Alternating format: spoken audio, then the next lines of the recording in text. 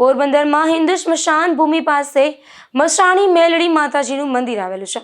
આ મંદિરની ખાસિયત એ છે કે અહીંના સંચાલકો ફંડ એકત્રિત કરતા નથી, તેમજ મંદિરમાં પૈસા ધરવાની પણ મનાઈ ફરવામાં આવી છે। પોરબંદરમાં હિન્દુ સ્મશાન ભૂમિના ગેટ નજીક મસાણી મેલડી માતાજીના મંદિરનું નિર્માણ થયું છે।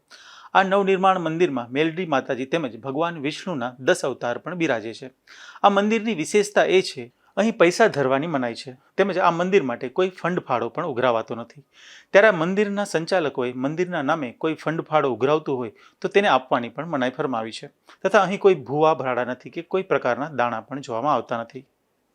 મારું નામ નિલેશ ભનુભાઈ મકવાણા છે ને આપણે આ પોરબંદર હિન્દુ સ્મશાન ભૂમિના ગેટ પાસે મસાણી માતાજીનું મંદિર આવેલું છે અને આ જે કંઈ મંદિર કર્યું ને 1.25 વર્ષ થયું છે।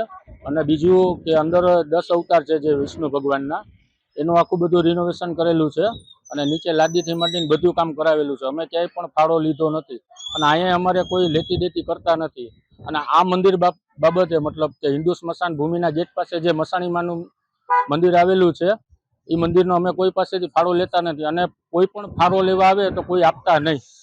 અને એક બીજું પૈસા ધરવાની પણ મનાઈ છે અમારે, પણ લોકો તોય 10-20 રૂપિયા ધરાર નાખી જાય છે, બરોબર।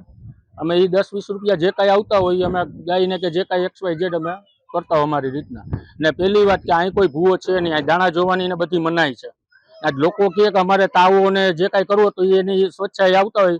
અને એક બીજું કે કોઈ શણગાર છે પછી કોઈ પ્રસાદ આપ્યો અમને, અમે લઈ લઈએ, અમે કોઈને ના નથી પડતા, બરોબર। અને દાણા જોવાની અને અહીં કોઈ ભૂવો તો છે જ નહીં ને આ અદાલત છે ડાયરેક્ટ ને લોકો ખુદ આવીને કહે છે અમને કે ભાઈ અમારું અહીં ડાયરેક્ટ કામ થઈ ગયું છે ને ઘણા આવીને અમને કહે કાંઈ પણ કામકાજ હોય તો મૂંઝાતા નહીં, પણ ના બસ અમારે સાથ સરકાર જોઈએ, અમારે બીજું કાંઈ નથી જોતું, બરોબર।